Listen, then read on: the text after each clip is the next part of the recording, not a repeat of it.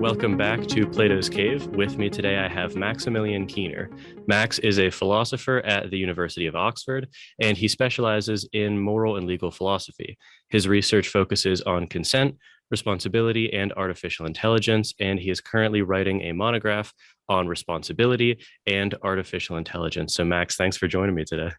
Hi, Jordan. Thanks so much for having me on the podcast. Great to be here. So we've got a lot on the docket for the discussion. I don't think we'll probably get to most of it because we were talking over email or Twitter, and I was kind of exploring a lot of your work, and it's very cool to see. You have a lot of popular pieces, but then also obviously, academic articles.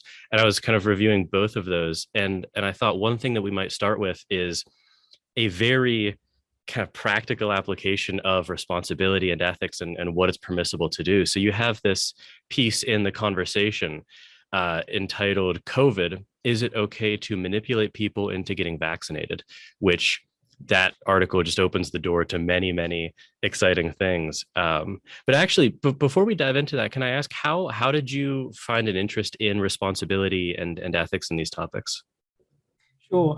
So I started with consent, and that was the topic of my PhD thesis. I was interested in our power to make things permissible that wouldn't otherwise be permissible. So the legal theorist Heidi Herd once had this interesting phrase. So she said, consent has a moral magic. So it means there's something that's impermissible. Then you give consent and you turn it into permissible, like from black to white. So it's consent that makes the difference between, say, trespass in a dinner party, she says, and the difference between assault and, let's say, proper medical care or physical intimacy that's permissible. And I like the idea of kind of being a magician or having this power over the moral landscape. That is, the rules aren't just fixed. So that was my way into the consent debate.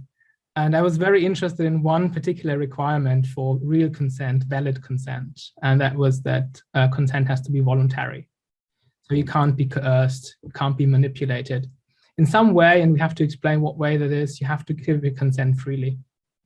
So that was my interest in consent and my kind of PhD thesis, which will come out as a monograph with Routledge soon. And then at some point, I realized there are actually interesting connections between consent and responsibility. In fact, it seems that they share three key conditions. So the first one you might think is competence, or kind of the capacity for decision-making. So if you want to give morally valid consent, and if you want to be morally responsible, you have to have certain mental capacities. Insanity precludes consent, insanity precludes responsibility. But then also you might think both consent and responsibility, they require some kind of awareness, information, or knowledge. So if there's kind of the big debate about the epistemic condition of responsibility and the question what types of ignorance preclude or excuse a person, preclude responsibility or excuse a person. And in the context of consent, people often talk about the requirement of informed consent, especially in the medical context. So again, it's kind of an interesting parallel. And finally, the point that I'm most interested in, that is voluntariness. If you coerce someone, then it seems that this is a really clear case where consent isn't valid, isn't doing the normative work. And if you coerce someone to, let's say, committing a wrong, damaging property, that's also a good candidate for some kind of excuse. So I was kind of thinking, why is it that these two seemingly different things have the same conditions? And I'm just contributed, wrote a paper for an anthology where I'm looking at these things and see why is this parallel the case? Why is it there? And what are the potential differences? That's super interesting. Yeah, those three, I totally share your or I catch the intuition that those three kind of conditions or aspects are branching between consent and responsibility. That's really interesting. Does that come up will those kind of three branches come up in the monograph you're publishing? So probably not, but I wrote a paper, and I was interested in kind of the connection, and the starting point is, I think, a very memorable case from criminal law history. So in the 90s, there was this case where Robert Thompson and John Venables murdered a 2-year-old boy. But at that time, they were only 10 years old themselves. So that was an age at which they would hardly have been able to give legally valid consent to their own healthcare, but the authority considered them criminally responsible and actually made them the youngest convicted murderer since 20th century Britain. So that's quite an extreme case, but it illustrates, I think, a more general fact that's still true, and that is that the age at which children become criminally responsible is often considerably lower than the age at which they become able to give legally valid consent to their healthcare, for instance, also other things. And studies found that actually in 80% of the countries worldwide that they reviewed that had defined ages of consent and responsibility, the age of criminal responsibility was about 2 to 8 years lower than the age of consent. And that's, I think, quite interesting why that's the case, given that they in some way share conditions. So I probably won't be able to get into that in my kind of responsibility book now, but I had to write a paper, I think, because that asks for an explanation. I mean, obviously, the law might have very different reasons for organizing things in a certain way. But I wondered whether there's some kind of moral rationale behind it, whether it's in some way justified that kind of responsibility for wrongdoing has a lower entry than kind of the validity requirements for consent. That's so interesting. Do you kind of at first glance, the thing that sticks out to me is the asymmetry between positive and negative morality there. So in the criminal responsibility, there is that impulse for sort of retribution or someone's just desserts. That term is thrown around in the literature a lot. Whereas usually when we're talking about the age of consent, we are talking about consenting to things that are generally at least plausibly positive things. Do you think that asymmetry plays a role? Yeah, I think that there has to be something that's relevant in that kind of aspect. Maybe society has an interest that they want to send a clear signal to wrongdoers. They want to think they can't get away with it. Maybe that is something that plays a role. There are certainly so-called retributivist interests that kind of many people think, and I think John Danaher said this at some point, that we all have this interest in punishing those who transgress certain lines or violate certain norms. But then, yes, you're absolutely right. So when it's about consent, it's not about wrongdoing. It's about kind of enabling things that are ideally beneficial to the consent giver. So when you authorize a medical procedure, that's important for your health. When you authorize business transaction, ideally, that's mutually beneficial, and so on. And some people thought kind of in that area, there lies a difference, because when you consent, you have to understand your own interests, and you have to be cognitively more sophisticated to do that properly. But it's quite easy to understand that murdering someone else is bad. So that's quite easy to understand, but it's much harder to understand what kind of medical treatment you should get. Yeah, that does make a lot of sense. And it strikes me that oftentimes when we often explicitly consent to being viewed in sort of a non-responsible way, or Strawson would say under the objective lens or the objective attitude.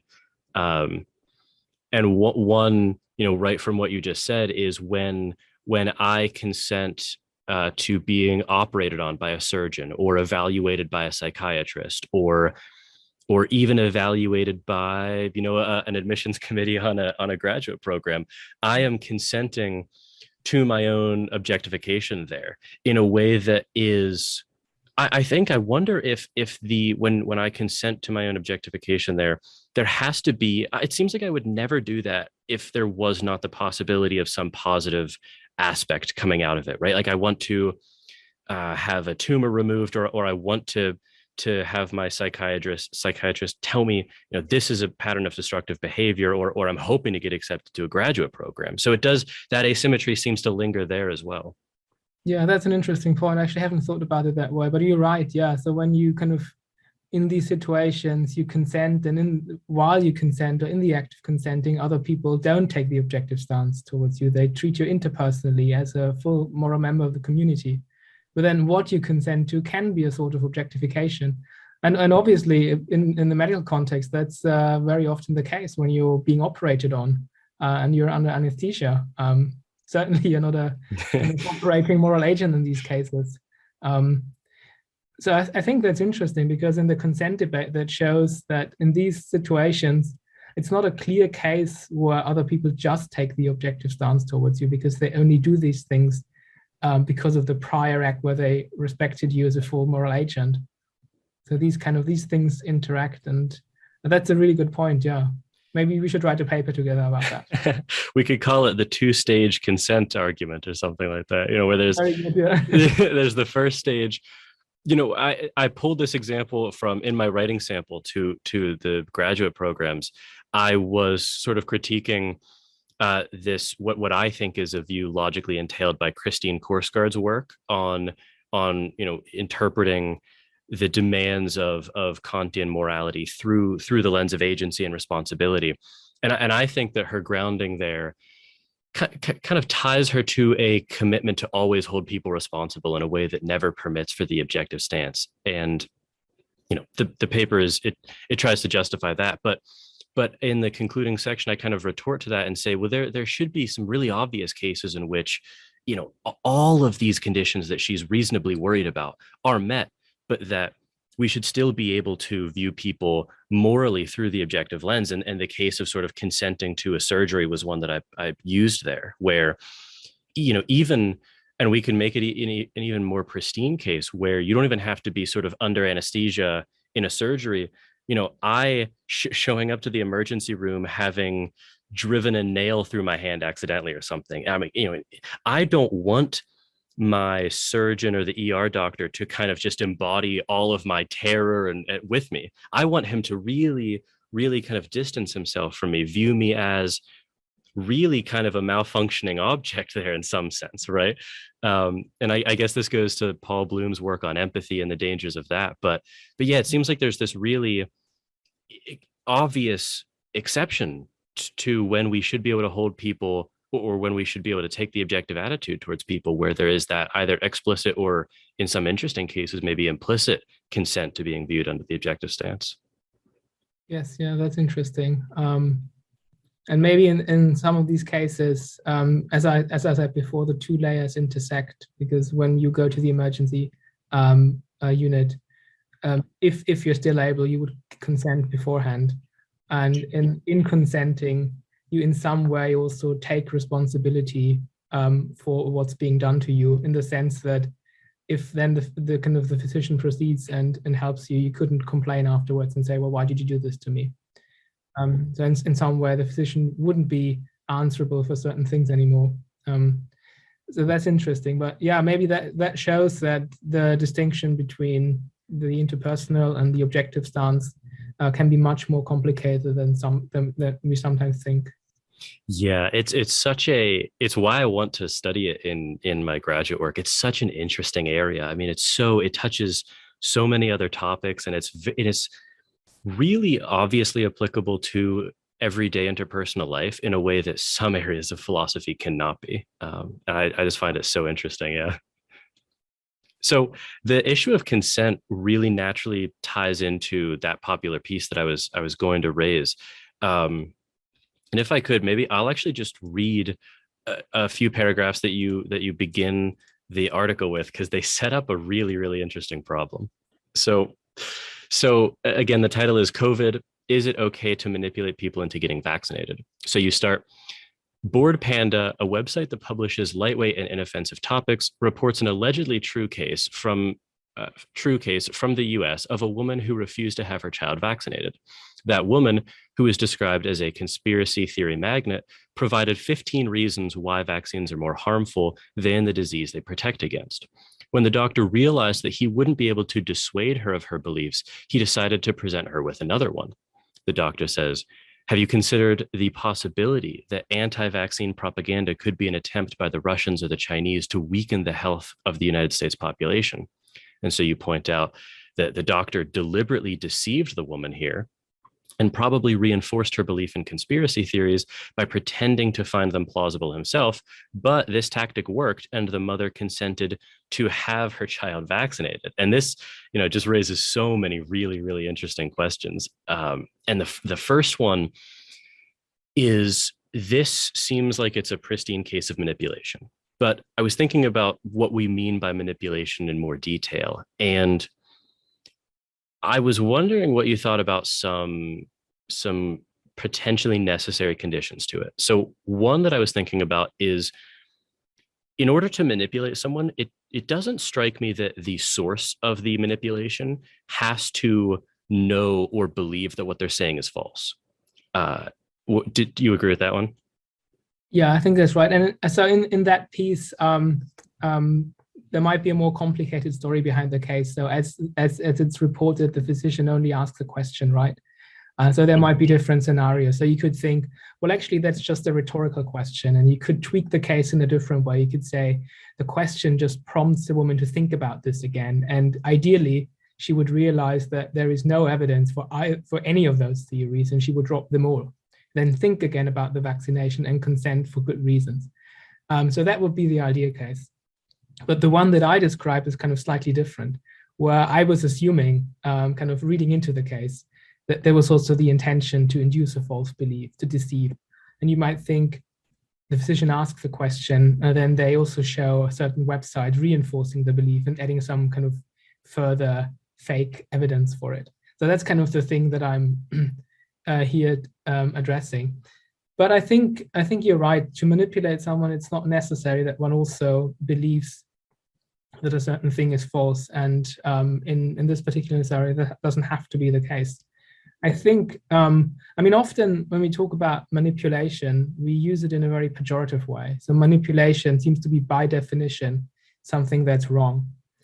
In another publication, a paper that I published in Field Studies, I suggested maybe a more morally neutral understanding, where manipulation is something in between rational persuasion on the one hand, so the giving of reasons, and kind of things like coercion on at the other extreme, so where you use threats to violate rights, something like that. And manipulation, or in other people said, some kind of irrational influence, it's just a way where you influence a person's decision-making by targeting certain heuristics, biases, mental shortcuts. So the debate about so-called nudging is kind of very rich with examples where kind of you can manipulate in this morally neutral sense when in the way in which you present food to a person, in the way in which you present information, for instance, whether you frame it in terms of success rates, 90% success rate or 10% failure rate, whether you explain something purely verbally or whether you also present pictures, and all these different things. I think what's so interesting about manipulation is that it shows we are not these purely rational creatures, and there's a certain kind of exaggerated simplicity in our picture of rational agency. We are subject to so many different kinds of influences that are in some way irrational. So they don't make us irrational in the sense that we would then act contrary to norms of logic or become inconsistent in some way, but they are irrational in the sense that the explanation of why we act as we did is no longer a justification. So for instance, when you only do something because it was the default option. So you were just too lazy to switch options. Your insurance company presents you with a default and you just go with it. Your Netflix account presents you with a default and you just go with it. So that explains why you did it, but surely it doesn't make it any more rational or justified. And I guess I was interested in that because we're subject to these influences all the time, and they are interesting and important for consent and responsibility alike. It really shows that we're open systems too. I mean, we all kind of like to think of ourselves. I think the lay or pre-philosophical view of the self is very much an island, kind of immune from all of these external sources. But, like you say, we really are just open systems. What you said made me think about, I don't remember exactly where this study was reported or done, but I think there was a manipulation between two very similar countries, Germany and Austria. And in one of those countries, the default to when you sign up for a driver's license, there's the option to be an organ donor or not. And the preset in one of those countries was switched. They were both that you had to opt in to being an organ donor, and they switched it to you were automatically opted in and you had to explicitly opt out. And it changed it from something like 30% to 90% enrollment rate in being an organ donor. And that's such an interesting case because it, you really could look at that as something akin to a very, very soft type of manipulation. But at the same time, you would hope that upon sort of rational reflection, that people would endorse their choice in the latter case, where it was 90% being an organ donor. So I wonder if there's also that sort of Frankfurtian second order desire of I'm actually okay with this choice, be it from manipulation or just my own rationality. Yeah, interesting. Yeah, you're absolutely right. So in Austria, it was the case that you had to opt out if you didn't want to be a donor, whereas in Germany, I think it's still the case that you have to opt in, have to give explicit consent. That's right. And this is also a very interesting case because it shows that some influence or another is inevitable in this case. So something has to be the default. Either it's an opt-in system or an opt-out system. And yes, but what's the case with these situations is that many people didn't know that they were organ donors when the legislation changed. They were completely unaware of it. And this makes it difficult for them to endorse that as a choice, let alone reflect on it from kind of a second layer, so kind of have this second order volition or preference about it. And that naturally leads to the discussion what the conditions or requirements should be for the permissible use of these kinds of things, particularly when sometimes they are inevitable. So something has to be the default. In some way, the food is ordered in your cafeteria or in your supermarket. In some way, physicians have to present risk information to patients. Also, they have to dress in some way. They can't just see their patients naked. And that's also a way of influencing them. So you're kind of forced to make these choices, and we can't avoid influencing each other in these ways. And yeah, and there's kind of a very, as you can imagine, a very vivid debate about what the criteria should be. Yeah, and I think that's why I agree with you so strongly that manipulation really has an unfair, purely negative connotation. It really can be used for good or for ill. Exactly, and I think we should go away from that in many areas. So at the moment, I'm working with a group at the European Commission, and we try to figure out what effective and ethical communication should look like. And kind of the thought here is that we can't just think that political communication is only about reasons. It's only like this sterile exchange of reasons. And we are kind of already subject to many different influences, fake news, and so on. So it's very important. And it's in some way, it seems completely inappropriate if we communicate with each other without acknowledging that we have these other traits about ourselves that make us susceptible to all these nudges. It's sort of there's a danger in denying the type of creatures that we really are. Like I said, those open system creatures. I was also, this made me think about it. There is, if we don't acknowledge what you just said, there's also a danger that we could fall into of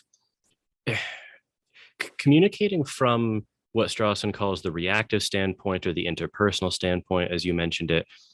That comes along with so many downsides in various situations as well. When we naturally embody that reactive stance, either positively or negatively, it really does kind of preclude the effective use of communication in really, I think, ethically straightforward cases like the organ donation one. I mean, if you're, it almost makes you succumb to the status quo bias, right? Where it's just like, well, if you've always had to opt in, if you're always against manipulation, then it seems like we just can't change this. But you wouldn't really have that problem if it were the other way around. It just seems like it's too gray to be viewed in such black and white terms.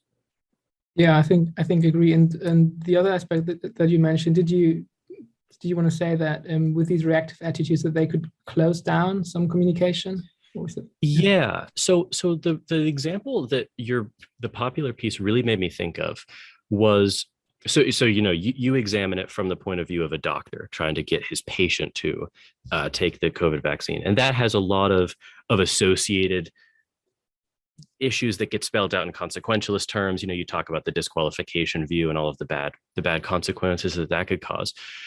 But I was also thinking about it in a very just pragmatic interpersonal way. And there's actually someone in my family who has refused to get the vaccine. And I was thinking about my experiences, communicating with her, just emphatically, just trying to explain every which way that this has to be done. This is the rational choice. And at first, I was doing all of that from the reactive standpoint. And I think that was actually a mistake. I was engaging this person in a way in which I would talk to you, or I would talk to, my best friend or something, where it's really, there's no filter through which I'm viewing the information that I'm giving her, or I'm really responding as a very natural, I don't want to call it manipulation, but not non-cognitive, but sort of a non-calculated way. There's no calculation, the give and take. And I think that was a mistake. And if I would have taken much more of an objective stance, who knows, it could have been overdetermined. Nothing could have been able to change this person's mind for all I know, but it might have given me a better chance. And so I think that's a really obvious danger of the reactive stance. Yeah. That's interesting. But actually, I would encourage you to stick with the reactive attitude. Don't take the objective. I think, when we speak to people with different opinions, and I also think vaccination is a very good idea, but I don't want to say that there aren't any rational kind of reservations about it. And I think speaking to people with a different opinion can be extremely valuable. And that makes me think about whether kind of using nudging techniques necessarily commits you to an objective stance. If we think of ourselves as not only rational, but also in some way irrational agents, then interacting on the full spectrum doesn't mean that we have to leave the interpersonal stance in some way. Maybe there's a way to bring these things together. Obviously, at some point, if you only work on a person's psyche, you will end up with the objective stance. But if it's something like a default, or if you're just concerned with creating a situation that is most conducive to a person's decision-making, I'm not sure whether this commits you to the objective stance. I would say you're still in the interpersonal sphere. So I found this idea in the Nudge book, Taylor and Sunstein's book, so interesting, where they talked about choice architecture. So that's basically the environment in which you make your decisions, and that will influence you. And nudging is basically about designing that environment, being the architect of the environment so that it's most likely that you'll come up with a good decision. And if you see that someone has trouble making a good decision, or has trouble seeing a particular perspective, changing the situation so that so that it's easier for them to make a more recent decision, I think is still the interpersonal stance. But I know that this is controversial and maybe a topic for yet another paper. Yeah, it does seem to me like there is a very reasonable way in which you could very much view the reactive and objective stance on a spectrum, as opposed to a difference in kind, that you could at least, I think it's obvious that there are at least overlapping areas where you can sort of dial up the reactive stance, you can dial it back a bit. I wonder if something like kind of a pre-commitment going into a conversation is like that, right? Where I know what this conversation is going to be about. It's going to be about whether this person should take the COVID vaccine. And I also know that I will be prone to, if I just exist in 100% of the reactive stance, I will be prone to have conversational practices that aren't super effective.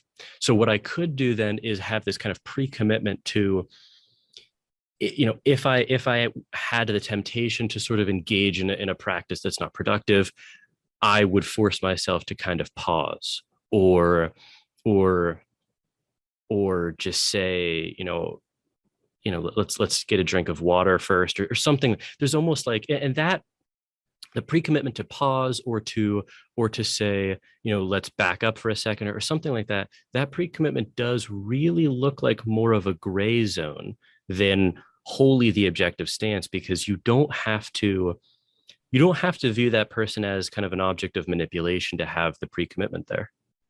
Absolutely. I think I fully agree there. And I think the example, let's take a break or let's have a glass of water, is really good, because it maybe there's some kind of cooling off period. Yeah. In the sense that you at some point you realize, well, we're not making any progress here anymore. Let's just take a quick break and think about it again. And that, you might think, is also a nudge and some kind of irrational influence, because you're basically pushing a person in a situation where kind of the heat of the emotion will fade away then. And then she will make the decision on the basis of different considerations. And psychological research has shown that normally we are very bad at determining how much emotions affect our decision making.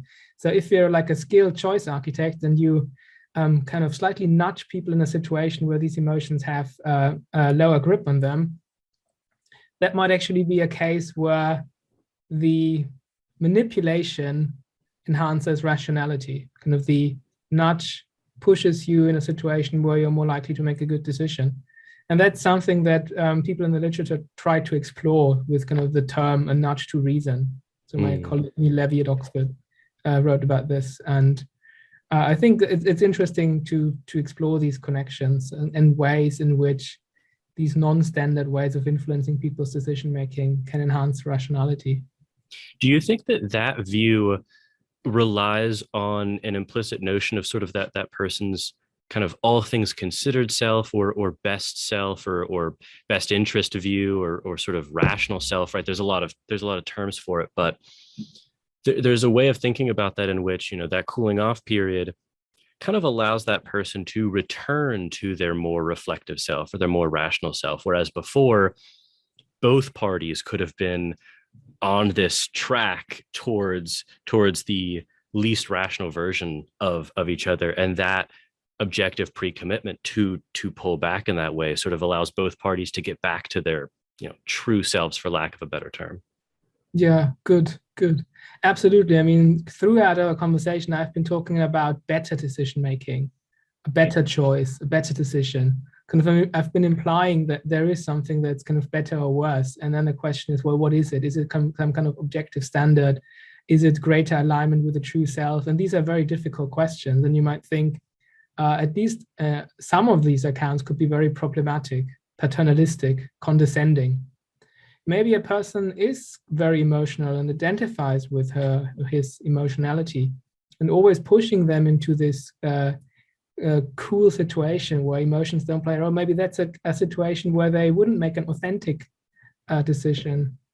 So that's difficult. And I think that also shows that maybe we should distinguish between the outcome or a decision, kind of the end result, whether that's better or worse. And that's often difficult to say, because we would have to rely on certain values, and it's not clear whether the person would really embrace those values. And the other is kind of a more procedural notion, that we would assume certain kinds of decision-making are better than others. So we wouldn't have to rely on as many values as we had to with the kind of outcome focus. But still, I think the point you're pressing is very important, because it shows that at one point or another, we have to make a value judgment about what's better decision-making, what's not as good.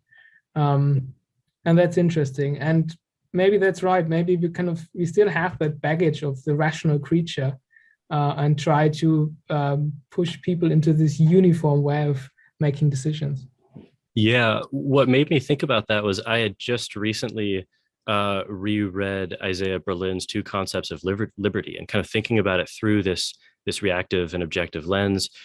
And, Berlin in that paper talks about positive freedom and negative freedom, kind of freedom from and freedom to. And it strikes me that in cases like these, Berlin talks about, okay, you can't pretend that there's not a trade-off here. Positive freedoms and negative freedoms will oftentimes come into conflict. And I wonder if there's almost an analog in these cases within the concept of one person's self, not even on, Berlin talks about the political side of this, where multiple parties will have conflicts, but there's almost that same battle going on inside of one person in these cases. Do I want or does this person, should they want all of the positive freedoms that will come along with getting the COVID vaccine, the freedom to do more things, the freedom to have less anxiety, and then freedom from, potential hospitalization, potential death, things like that. And one thing that is a tally in the freedom from is that we generally want to be free from manipulation. But in that Berlin way of thinking about things, I wonder if there is an amount of positive freedom that could, and it seems to me clearly, yes, outweigh that negative freedom from manipulation. Yeah, good. I've always found Berlin's account very interesting, but I always kind of caught myself thinking that we have to think about positive and negative liberty kind of at once and not separate them too neatly, because it seems to me that liberty or freedom is almost always this tripartite relation. So a person is free from X to do Y. And often when we think about freedom from interference, we are interested in that because it gives us freedom to do certain things or to realize certain plans. And I agree with you. We generally want to be free from manipulation, at least when manipulation is understood as this morally wrong, pejorative notion. But as I said earlier, often we just cannot be free from manipulation. It's difficult. It's impossible. So we have to kind of pick which type of manipulation or irrational influence we want to be free from. And that can make a difference to what we are, to our capability as a decision making, or to what kind of things will influence our decision making. I think the kind of the example that you mentioned earlier with the emotions is a good one, because maybe some people don't want to be free from certain emotions. When I make a certain decision, it might be important for me that I'm not free from the affection for my loved ones. It would be if I decide a certain kind of important private matter and I kind of disentangle myself from affection and love, that could be a very bad thing to do.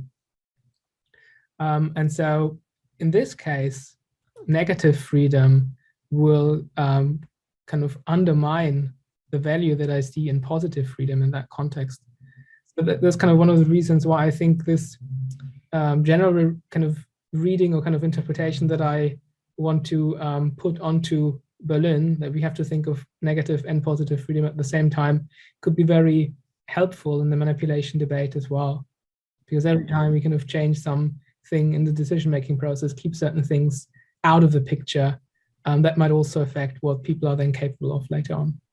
It seems like, from what I recall, Berlin explicitly said that manipulation, I think he uses the word coercion, has to come from it's got to be another agent kind of doing these things to you. Do you think about manipulation in these cases in the same way? Does it have to be an agent manipulating you? Yeah. So I think often when we're interested in manipulation or coercion, we're interested in a further question. So in my case, this would be, is consent valid? Was the manipulation or coercion serious or significant enough to undermine consent? Or was it significant enough to undermine responsibility? So in these cases, it seems often very important whether or not there was an agent or whether it was just background circumstances. So the canonical example in the consent literature is that if someone threatens you with a gun and says, if you don't consent to this procedure, I'll kill you, surely that's invalid consent. But if you only consent to it because otherwise you would die from an illness, you can give valid consent. So kind of the set of options is the same, procedure or death, but how the set of options is brought about is very important. So it kind of, I think it depends what your normative or moral interests are. And you might also think that you can evaluate coercion and manipulation from different perspectives. And I recall that Michael Garnett had a very interesting paper in ethics where he talks about the wrong and the bad about coercion. So the idea being that the bad is an axiological term. So it's about value, kind of leading a good life. It's about flourishing.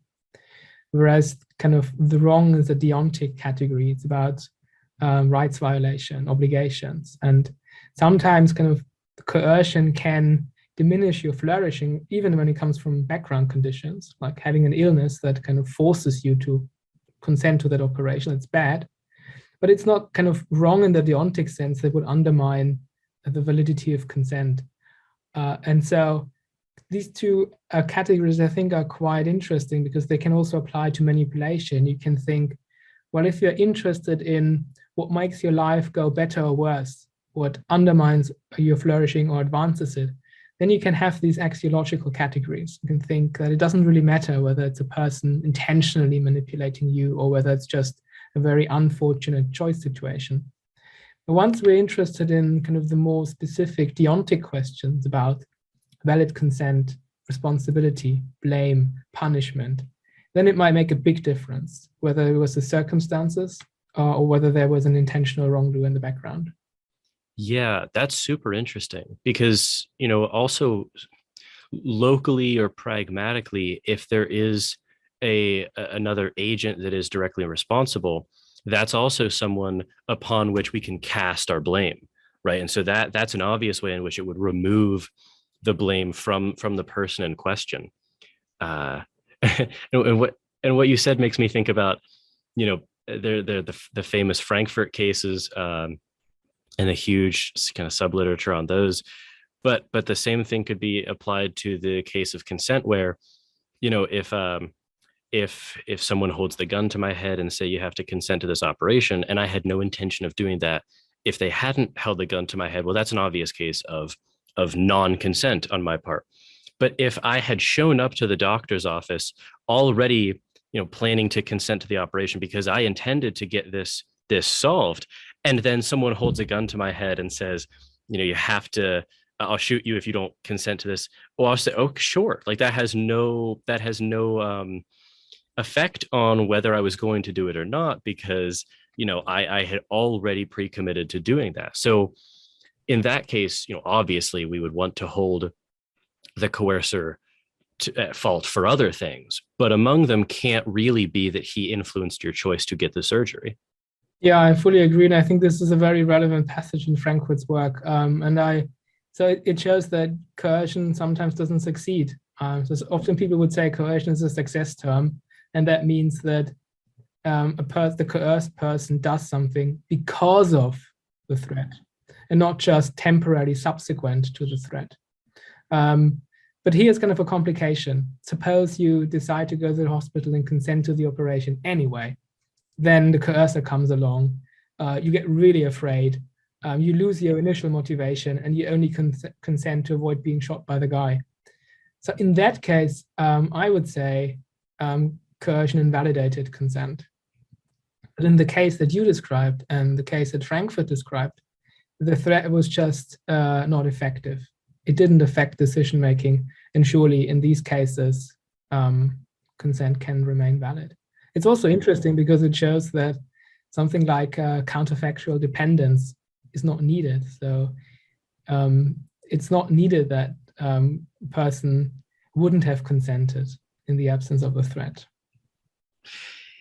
Okay, so you're saying then, so if the counterfactual is not what the issue hinges on, then in the case where I think you mentioned it second, you show up intending to consent to the operation, the gunman then, scares you senseless to the point where the local decision switches from, it's not actually due to you wanting the surgery, it's now wholly due to avoiding being shot. I'm just thinking the counterfactual there is kind of hard to grasp because I'm thinking, so you're still at the hospital, the gunman is arrested, it seems to me like even if your motivation had wholly switched to avoid being shot, now the threat is taken away. Just speaking for myself, I would still go ahead and get the uh, get the operation, because then it's just my reasons are kind of allowed to resume function again. So Yeah. in terms of the counterfactual there, I guess it's kind of hard to it's hard to grasp that, because yeah, I don't know. It's it's almost like it's washing away your original reason, but not through other reasons. It's just due to just an overwhelming cause of reasonable fear there. Right. Yeah. And I mean, it's definitely possible that kind of the cursor gets arrested, you get back to your initial motivation, and you can consent. Sure. I think it all comes down to what your actual reasons or motivations are for consenting. And if they are avoiding the threatened harm, then your consent wouldn't be valid. But I mean, there might be further complications. And there are also kind of cases, kind of deviant cases where someone tries to deceive or threaten you, you kind of notice it, think it's kind of charming, and then consent anyway. So if someone impersonates their twin brother to obtain consent to sex, the other person instantly realizes it is, but thinks, well, that's kind of funny, you know, and they always had a kind of a thing for the other person. And then they think they consent, they just play along, you know. Yeah.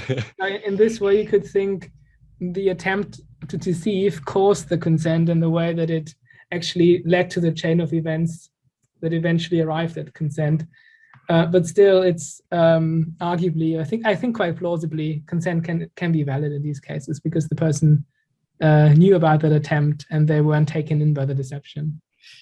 Yeah, that's a great case, because it seems like what is relevant to consent there is the amount or type or maybe even specific pieces of information that the person has. They know that it's not the right twin, or the twin that they are presenting themselves as.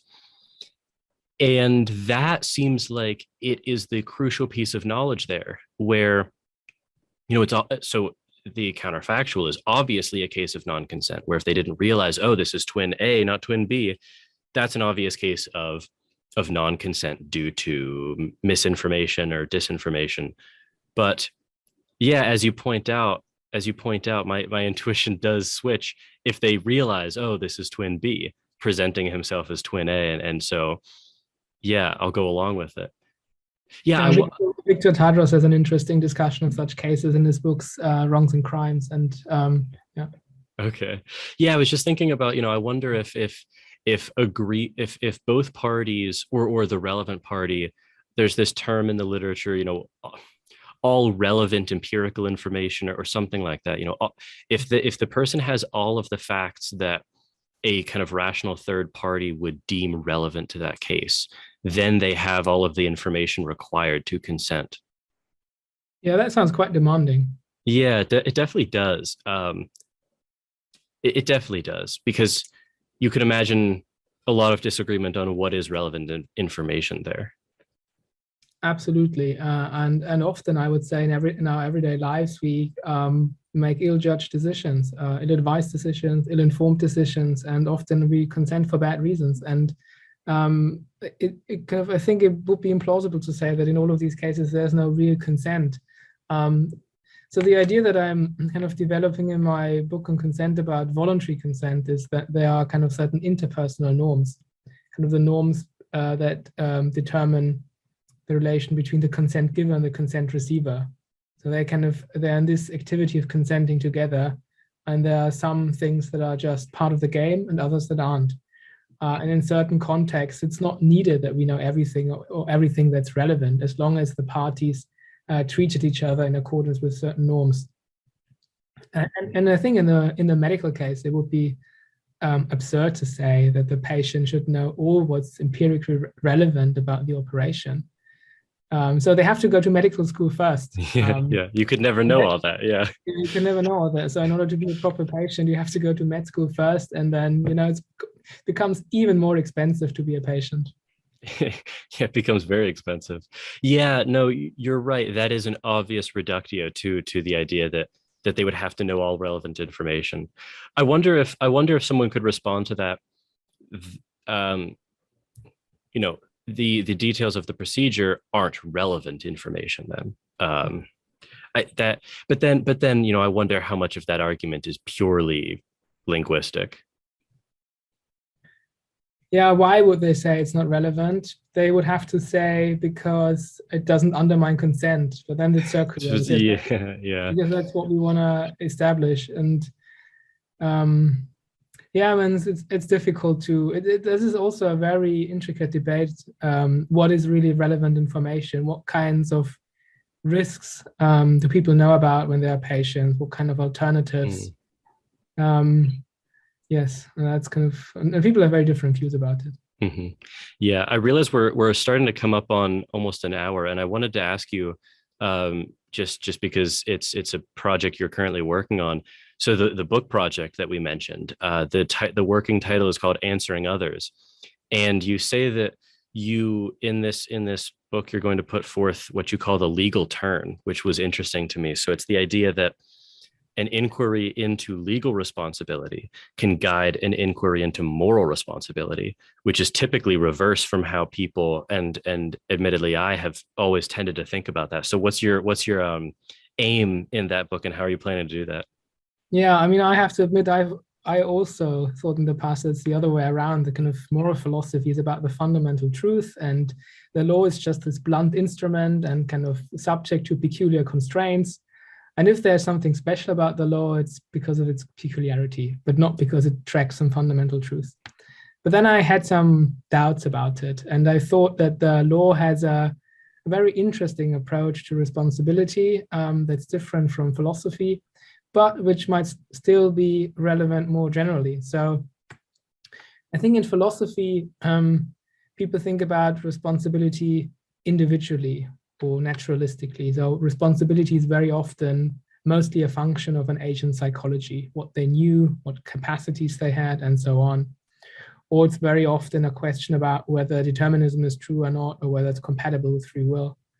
So it's kind of this naturalistic picture. It's also a very individualistic picture. It's mostly about the responsibility of the agent. In the law, it's a bit different because they think of it as responsibility socially or relationally, functionally. So it's kind of part of a societal practice. It's not just about an agent's psychology. It has to do a certain job in different parts of the law. And that job is different, whether we look at the criminal law or tort law. And I thought this was interesting, that questions of responsibility could be asked differently. And then also in the law, it's not so individualistic, because lawyers ask about when we are responsible for others, like vicarious responsibility or liability, complicity. And that's something that philosophers have not been as interested in as lawyers. And I thought maybe there's something that we can learn from the law, because it addressed questions of responsibility differently. And what I'm trying to do in the book is to take some specific selected legal doctrines, for instance, vicarious responsibility, but also things like strict responsibility, and see if they tell us something that's true about responsibility more general. I'm at an early stage, and I have to admit, kind of legal turn sounds like this big thing, like the linguistic turn. And I'm a bit boasting here. It's a bit an exaggeration. I completely admit that. That's for the purpose of advertising the idea. But kind of that's the thought, that it's interesting to see how the law approaches responsibility. And I think it could be relevant more generally. Yeah, I'm very excited. I hope that is published and published soon, because that sounds really, really interesting. You're right. That's not how, it's really not how the topic of moral responsibility is presented in, any introduction class to it, or just even in any high level readings about it. I mean, this is just not how it's viewed. But yeah, you're right. There are other concerns that could be easily imported back from the legal domain into the moral one. So I'm really looking forward to that. Yeah, thanks. But it'll remain controversial, and we'll see how it goes. Sure. But there are some other people interested, I think, in the topic as well. And So as a very recent addition to what I'm doing, I'm editing a Routledge handbook on responsibility. And we'll have one section on responsibility in the law, where some tremendous people kind of write about what could be relevant more generally. So I'm excited about what's happening there. And I'll come back to you as a critic. Yeah, that sounds really, really interesting. So that's the Routledge edited volume is under construction now?